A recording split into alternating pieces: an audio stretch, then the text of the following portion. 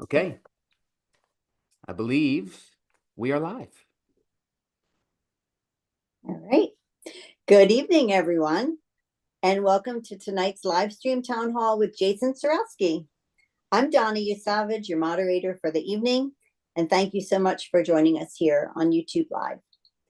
Tonight's event is a chance to hear directly from Jason, a candidate for Boyertown Area School Board Region 2. Jason is committed to transparency, communication, and selfless service, and tonight he's here to answer your questions and share his vision for the future of our school district. Before we begin the Q&A, I'd like to give Jason a few minutes to introduce himself and talk about why he's running.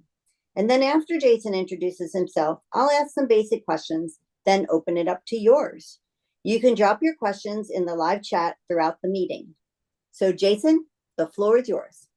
All right, thank you, Donna. And once again, thank you for volunteering to moderate. I appreciate it.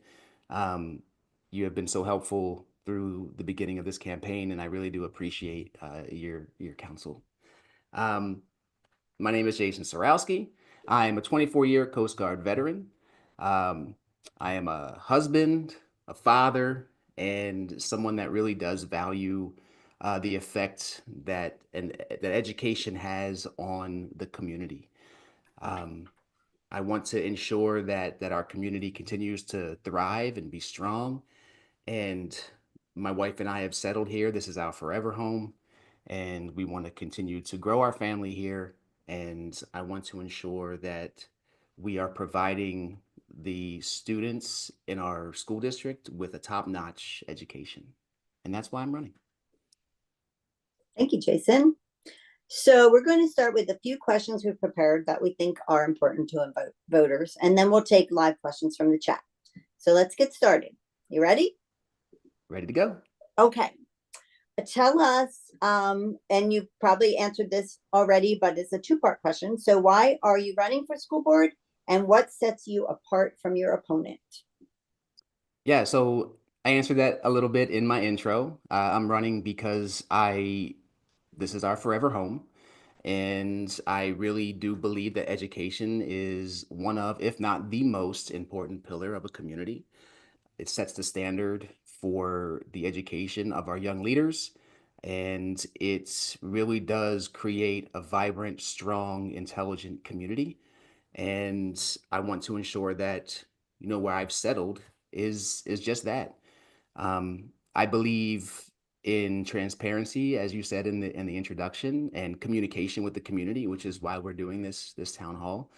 And I feel like the taxpayers and the parents in this community deserve to know and have a say and a voice and be heard when it comes to decisions where their tax dollars go and how their students' education is planned for and strategically or not strategically planned for. And I want to ensure that I provide that for the community that I now live in. And as I have said before, and you've heard this many times, public service is in me. From serving in the Coast Guard to having that be a part of who I am internally. It's I joined the Coast Guard at a very young age, and it helped mold me into the man I am today. And public service is what did that. And I want to continue that public service right here in Boyertown.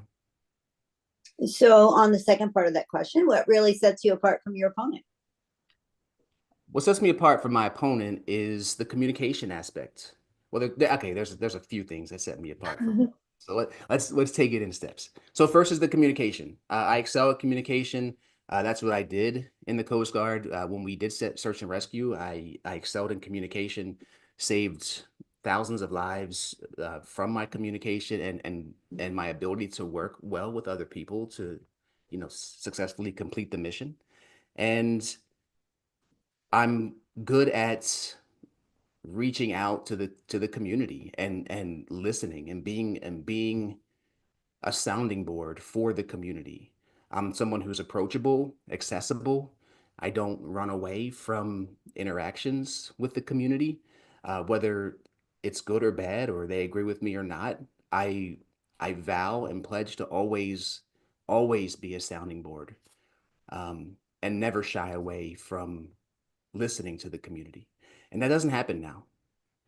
The community has told me on many occasions, even at our event that we had, that it just doesn't happen now. They don't know what's going on. They don't know what the budget is. They don't know where our money is going. They don't know what's happening. And I feel like that is just a disservice to the community. So that's the first one is my communication.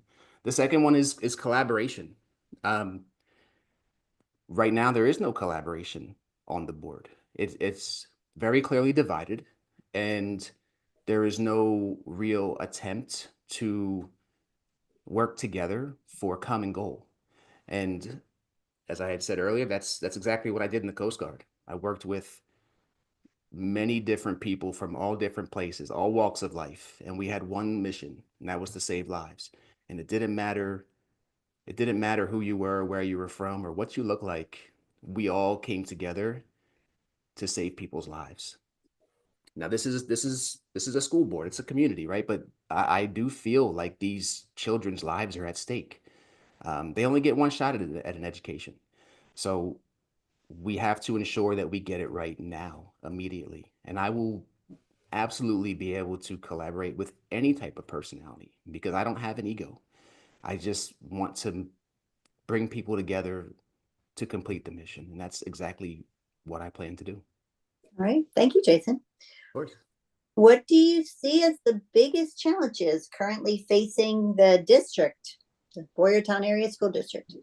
Well, the communication is the big one. That's what I'm running on. I think that is the biggest one. That's what I've heard from the residents of Boyertown, is that the communication is lacking, and that is one of the biggest hurdles that we have.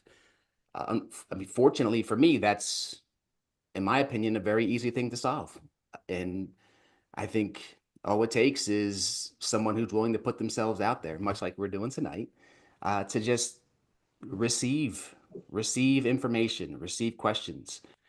The next thing is the divisiveness on the board, and we talked about that also already. Was the divisiveness that is very clear at the board meetings, and when you have that level of division and personality conflicts, it's very difficult to get anything accomplished. And we see that at the state level, we see that at the federal level, and it's even more impactful right here at home at the local level because it's so important. And I believe that that's something that I can also overcome and make better. Um, there is rising costs. We know about inflation. We know what's going on in the stock markets and what's going on in the world. And every dollar matters. So being able to be responsible, fiscally responsible, without skyrocketing taxes and hurting our community is important. But you can't be fiscally responsible if you don't know what the budget is or share the budget. And I feel like there's no accountability on the board now because the community doesn't know what the budget is. It's it's a budget behind the curtain, and they know what it is. And there's links out there. I've seen the links, but it's not readily accessible to the community. And that's something else that I've heard. And that's something that I would pledge to do, is to make sure that information is widely available, understandable, and that I'm accessible to explain it to the community if they have questions. Because it's one thing to go ahead and put it out there for people to read, but if they don't understand it or can't, go through each line item and need an explanation, it's our job to do that. We represent the community. If that's what the community needs, we will do it. So And let's then let's oh, go ahead. go ahead. No, go ahead. I was just going to say, to follow up on that, what ideas do you really have for for improving that communication and transparency between the board and the public? Well, absolutely, town halls. Mhm. When I first met you, I told you that's what I wanted to do. I believe in them wholly. I am not afraid to get out there and talk to the public. I think it's so important to do. So absolutely town halls. And I know there's other people running for Region 1 and Region 3 that also agree with me. So I believe we would have a good group of people on the board that are willing to come up here on a quarterly basis or whatever it may be and speak to the community. The second thing is social media and YouTube and all of the ways that people communicate now are they're shut down by the school board. So there's no YouTube comments on school board meetings. There's Facebook comments are off on a lot of people's pages until it's election time, of course, and then everybody turns them back on. But that doesn't help the community when it really matters. So there needs to be engagement between the board and the residents of Boyertown actively over the next 4 years. Over my next term, we need to actively communicate and answer emails. This is yes, this is public service. It's basically a volunteer position, but that doesn't mean you get to slack. It doesn't mean you get to slack. It is extremely important. Uh, if you are elected to this position, that means the community is entrusting you to ensure that you are going to do a good job for the students of the school district, and you have a duty to ensure that the community is informed. So that would be the other way is the social media. Make sure that people love social media. They love Facebook. They love the it's very easy when you're sitting at home and you have kids or you're busy to pop into Facebook and ask Jason a question because I will answer it. And it doesn't take much time. You don't have to get up and get dressed and come to the meeting. Um, some people need babysitters or some people work nights or whatever it is. We have to be accessible 24/7. And we might not get back to you in 30 seconds, but I pledge that I will get back to every single person that responds to me or that messages me about whatever it is, because that's my job. That's why I'm doing this. Okay. I might have interrupted you talking about the biggest challenges. You said communication, divisiveness, and the budget. Was there anything else you wanted to bring up there? Yeah, the last one is public trust, and it's kind of it kind of encompasses everything that we've already talked about. Um, if you don't communicate, if you don't share, if you're operating in a vacuum, making decisions in a vacuum, then you're going to inherently lose public trust. And that's a challenge because, you know, when I'm elected to this position, that doesn't mean that I'm immediately trusted, by the public because I'm part of this board now, and the board needs to operate as a team.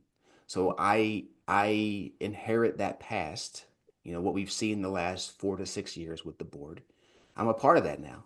So now I have to come in and change the culture and make sure that I'm very deliberate in my actions to ensure that I can start to earn back that trust from the public because I don't just expect to jump in there and have it. I need to earn it. Being elected is part one, and that's nice.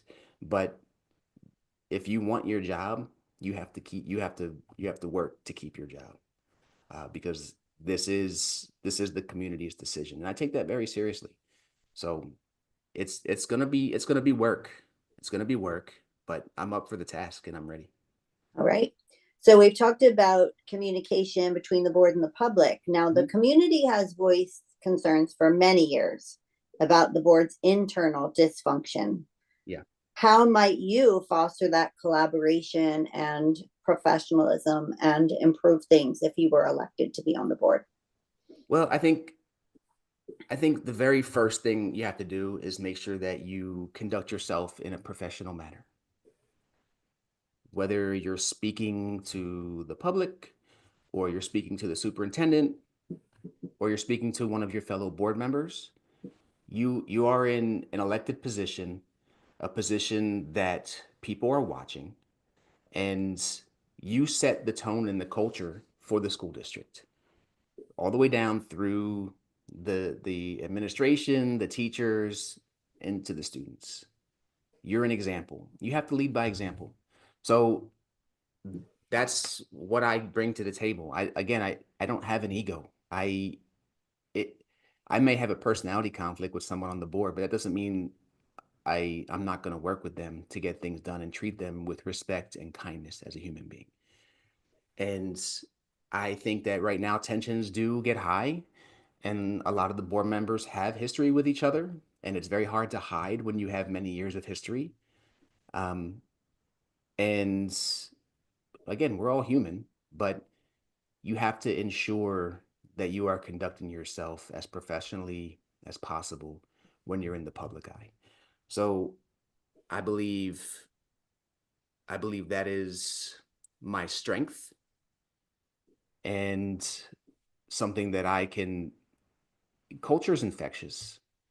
If you if you conduct yourself professionally, the people around you will eventually start to do the same because it is infectious. Especially if you start to instill public trust again, like we talked about in the last question. Um, People see that. The board would see that. And that's the first thing that we have to do to ensure that that dysfunction is kind of weeded out. Okay. So what would be your approach to managing the district's budget and ensuring fiscal responsibility? I know, that the board is responsible for the annual budget, but they're also responsible for making sure we're going to be solvent into the future. So can you talk a little bit about that? Yeah, I well, the first thing is you have to put the students' needs in the classrooms first, above and beyond anything else. Um,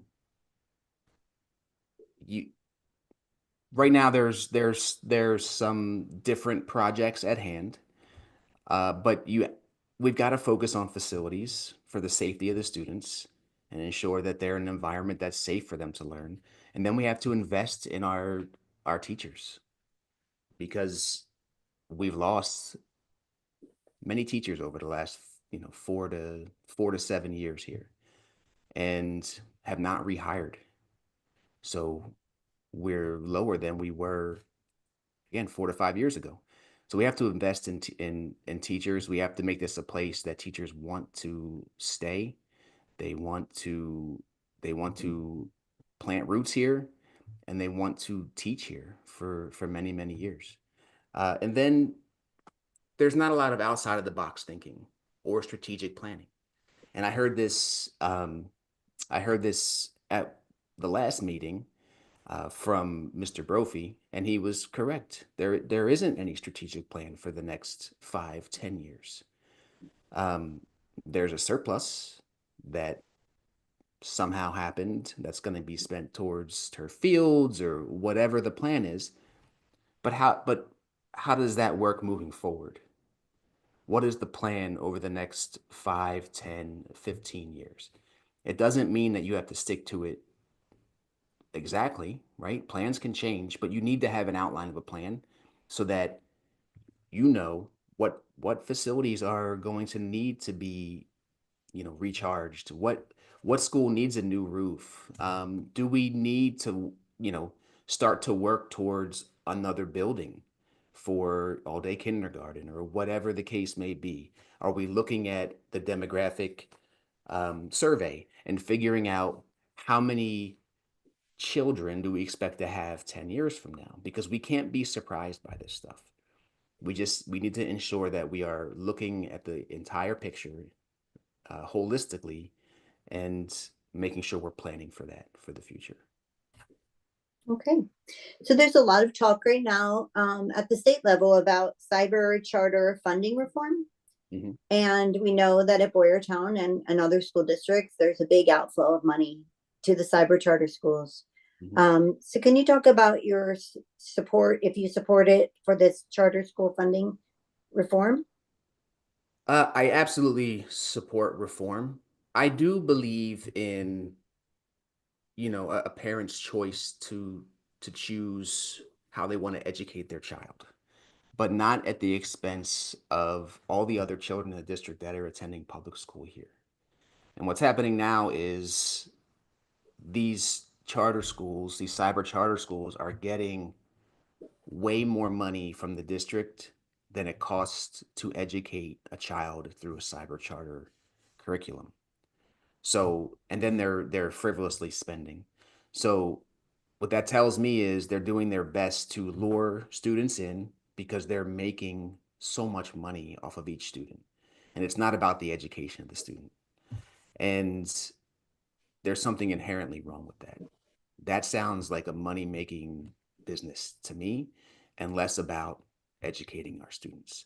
So when we talk about reform, and I know this happens at the state level, but it's something that I would advocate for, um, to ensure that we're actually looking at the data, looking at how much it costs, and ensuring that district, our taxpayer dollars going, are not being spent on one of our residents' cyber charter tuition and then some. And I think it's the and then some that bothers me because I don't know where that and then some goes. And I think that's what we really have to dig into. And I agree in honesty, fairness. It just it just doesn't sit right with me. And we have to do more digging. But I absolutely support the reform of what's happening now with cyber charter funding. All right. How do you think the school board should approach discussions about curriculum? We know that nationwide there are some hot button topics around American history and inclusivity. What are your thoughts on that? Well, inclusivity is to me not taught; it's a practice, um, and that happens in the school, and that's providing every student equal opportunity to a strong education.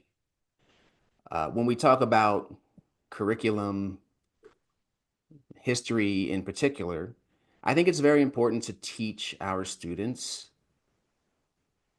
exactly what happened in our history, either for good or for bad, and not just in America, uh, all over the world, because that's the only way we can learn.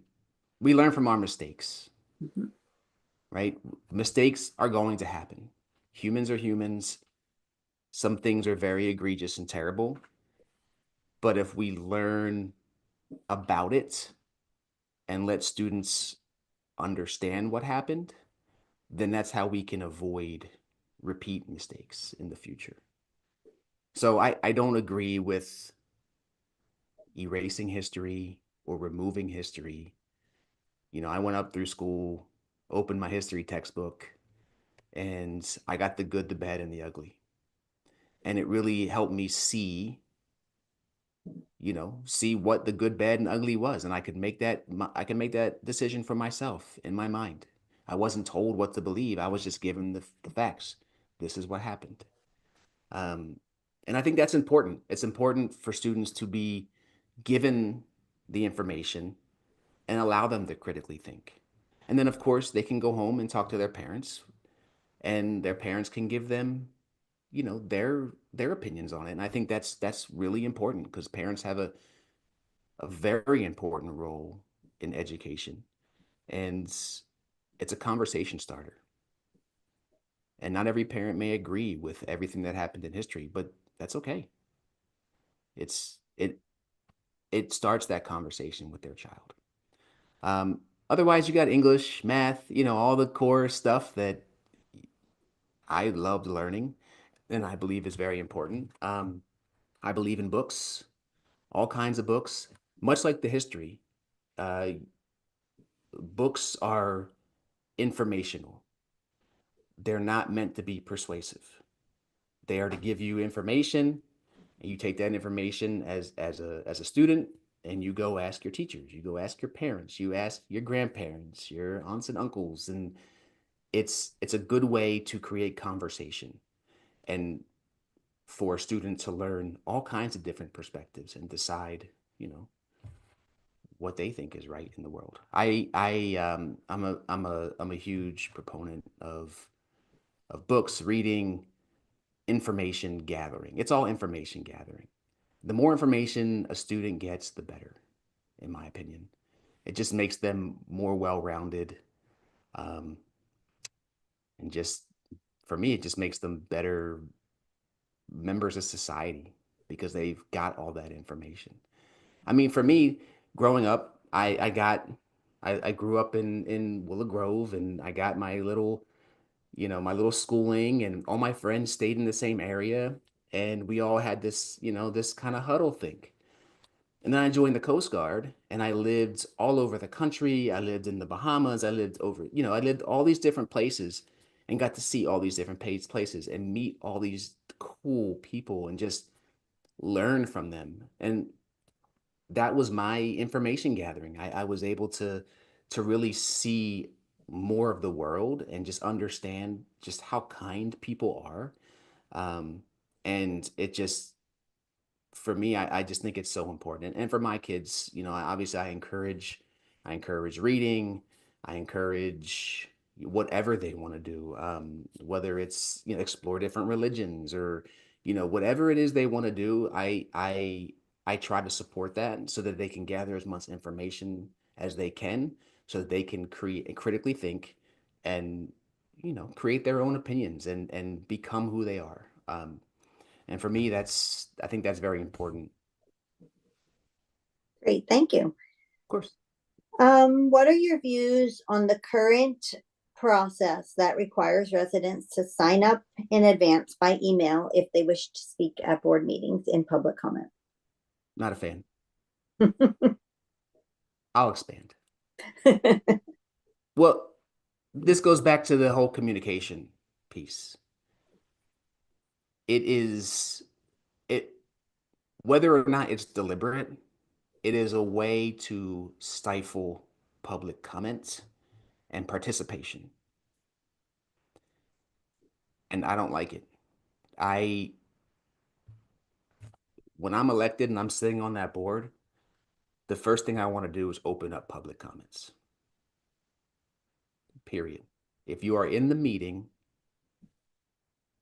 and it's time for open public comments, you may come up and comment. Now, of course, we have the time limit and all that stuff because we don't want to be there till midnight. But I don't like the idea of putting barriers in front of people, right? They can jump those barriers, of course. So you're not blocking them, but you're creating roadblocks for public engagement. And that is the exact opposite of what this job is supposed to be. Because again, we don't have all the answers. What I need the community to give me information. Tell me what you're feeling. How are you hurting? What's happening? What do you think is a good idea? I don't know all the answers. But I know that as a community, we can get it done. I know we can. And that is what I'm resting on. I'm not going to sit up there and be like, okay, I'm going to solve all of Boyertown's problems. No.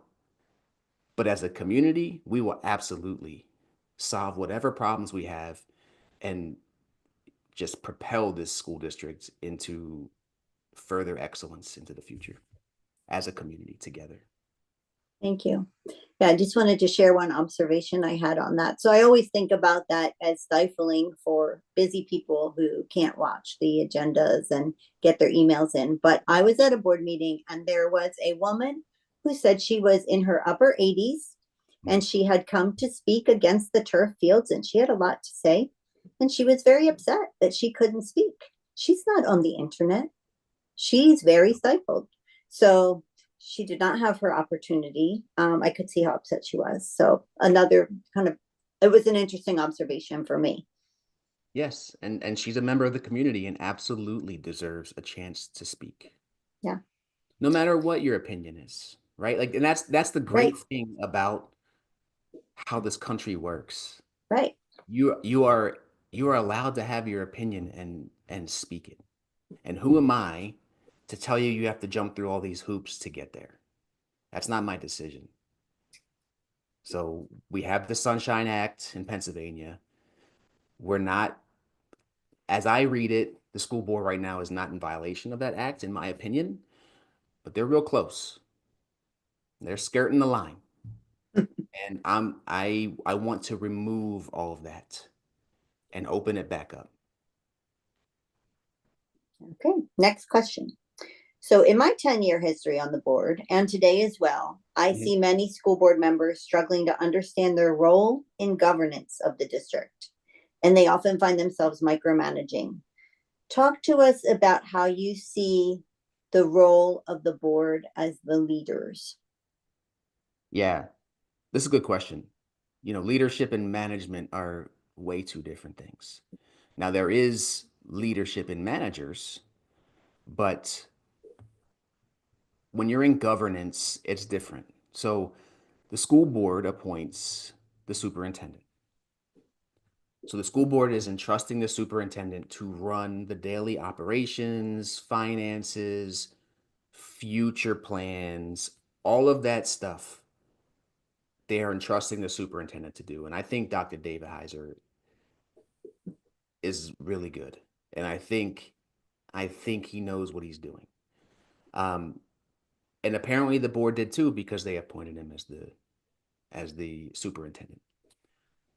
So it's his job to manage, down the chain of command, as we say in the military.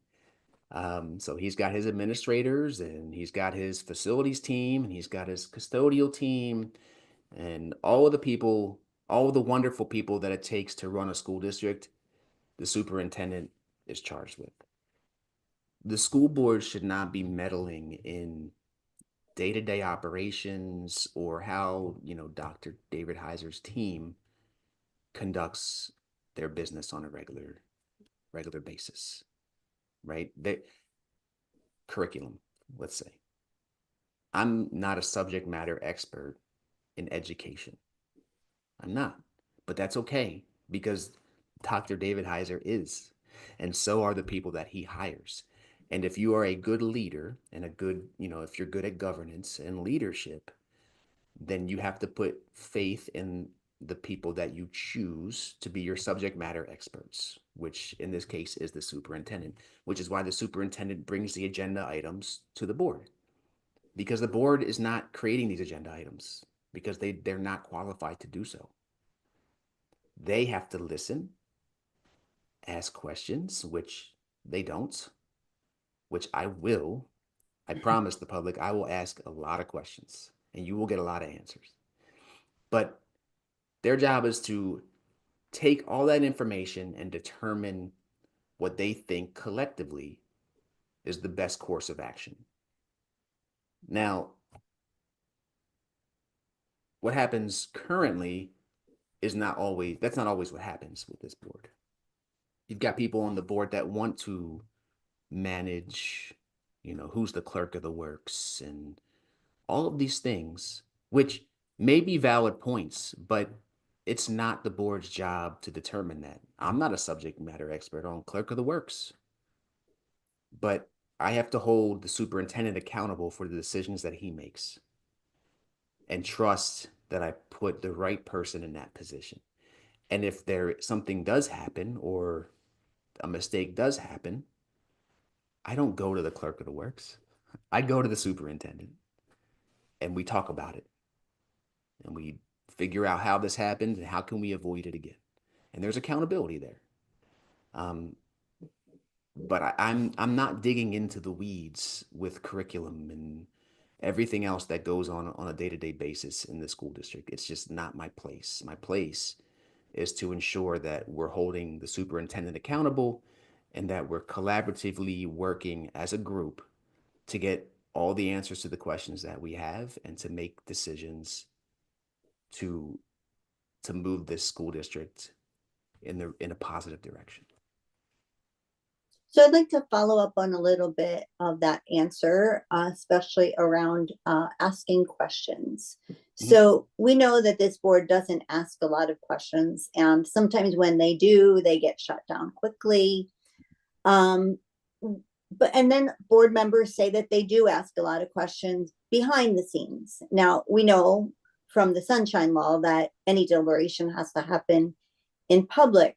But besides that, what's the value of asking the questions in the meeting? Yeah. So, and you and I have talked about this before, Mhm. and I appreciate the question. So, I've told you this before personally. Like, I am a whole poker. I like to poke holes in everything because that's the only way that I can understand the full picture of anything is to ask questions. But what if, right? Not because I'm trying to get to know, but because I'm trying to get to yes. And I want to make sure that it works, fiscally. I want to make sure the plan is right. I want to make sure I understand the full picture. Now, that doesn't happen now, at least publicly. But that again is another reason that this board is doing a disservice to the public because the public has questions, but there is no way for the public to ask questions. So, as the representative of the public, I'm going to ask all kinds of questions. And all the questions that I ask might be his question, her question, their question, right? And they're sitting at home watching this on YouTube and they're like, thank God Jason asked that question because I now know the answer. And that's the importance of asking questions. You're not asking questions for you, you're asking questions for the community. And again, and that's why this community engagement is so important because if somebody sends me a Facebook message and says, "Hey, I know you're going over turf fields on Tuesday. Can you ask this question?" Yep, got it. Right? Because that might be a question that I wasn't going to ask or wouldn't have thought of. So it works both ways. You can share your agenda early. The community can be like, "Cool, ask this question for me." I ask it in the meeting. Now I get the answer, that person gets the answer, and the entire public gets the answer. And now we can really look at things as a group. And now the community feels empowered. And that is the most important piece. If the community is not empowered, then what are we doing here? Why are we here? Are we just going through the motions? No, the community needs to be empowered. That's how you get a vibrant, exciting community and you return excitement back into the schools, into the district, and that resonates down all the way through to the students. Okay, speaking of asking questions, I'm about to ask Jason the last question on my list. So if there's anyone listening that would like to ask a question we haven't asked already, be sure to type it in the live chat. So my last question is, what is your plan to stay actively engaged with your constituents if you're elected? Yeah. We kind of talked about it earlier because it kind of spun off into this, but the town halls, regular town halls, super important. It'll be just like this, maybe with a little bit of tweak, but a chance for viewers to watch live, ask questions. I would love to do some in person where we get a hall or go to a church and we do a community town hall and everybody comes in and we talk. Obviously, the social media is huge. So, a big time fan of social media and engagement. It's a time saver for busy families. Like we talked about before, people working off hours, people who can't make it to the board meetings. 100% fan of open social media. Obviously, it needs to be respectful and all of those things, but you can't you can't not do it because for fear that someone's going to be not respectful. You have to open it up for the people that are respectful, right? You have to open it up for the community and make that happen. And that's something that I will absolutely do. I do it now on my election page, and I will continue to do that when elected. And then the emails. Send an email, you're going to get an answer, especially when it goes to the school district email. That's our job. That's why the community elected us to answer that email. You have to do it. You can't ignore it. If you ignore it, then that means you're either hiding something or you're afraid of what the community has to say. And both of those things are bad. Both of those things are not good at all. Um, and then just being out and about, like I hate being cooped up in my house. I work from home. It's not my favorite thing in the world. I'm super blessed and happy that I have a job, but I want to get out. I want to get out and visit schools and walk around and meet teachers and ask them what are some things that are important to you, right? Just take a pulse of everybody that is involved in making this school district run. Get I The other day I was thinking to myself, man, I would love to just jump on a bus and ride the school bus in the morning. Obviously, I can't do that now because that's kind of weird, but if I get permission, once I'm elected and get permission, I would love to just ride my local bus with my neighborhood and my neighbors' kids and just see what it's like, right? Because I have to make decisions on that kind of stuff. So I just want to feel the experience. Like go to school for a day, hang out with Dr. David Heiser and see what he does on a regular basis. The school board appointed him. So what's a day in the life of Dr. David Heiser, right?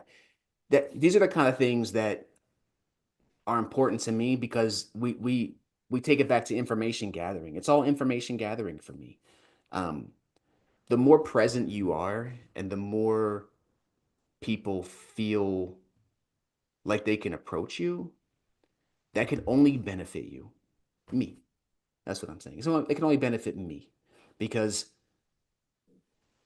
the more information I have, the more value I have to the community.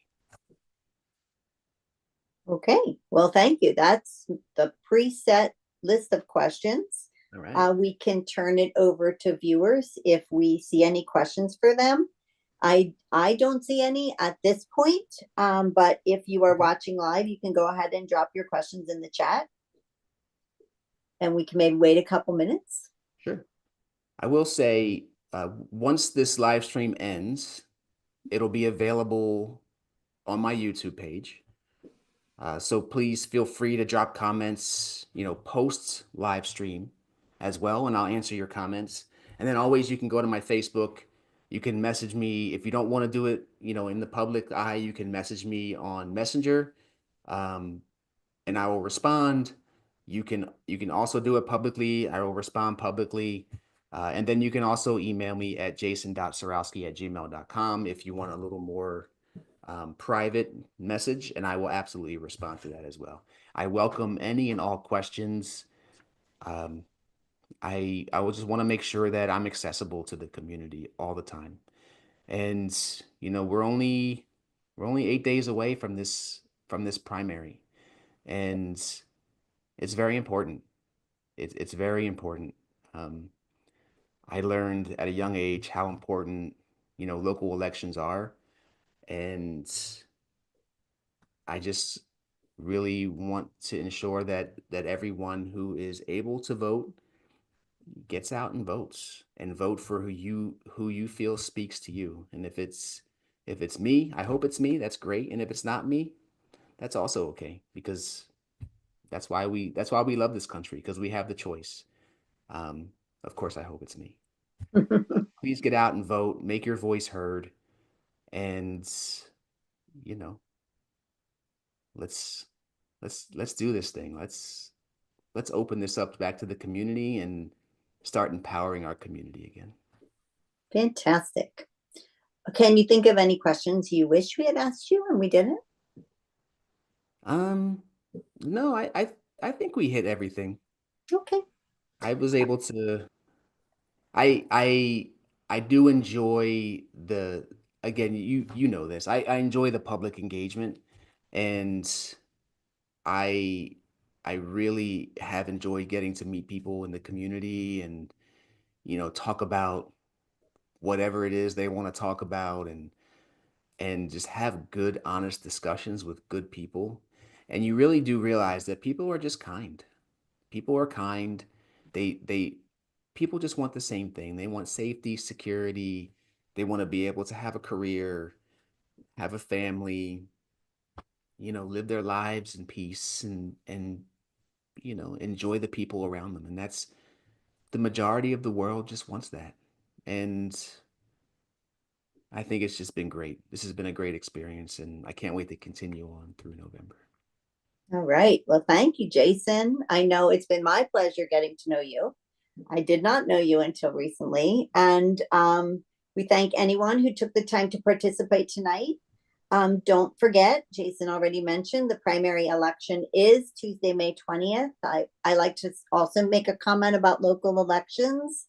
Local officials, like your township supervisors and your school boards, these are the people that make decisions that affect your everyday life. And your vote really does matter. In so many of these local elections, they're won by single digits or 10 or 20 votes. So whether you vote or not really does matter. So I encourage everyone to come out, make your plan to vote now, be a part of shaping the future of our schools. And good night and take care.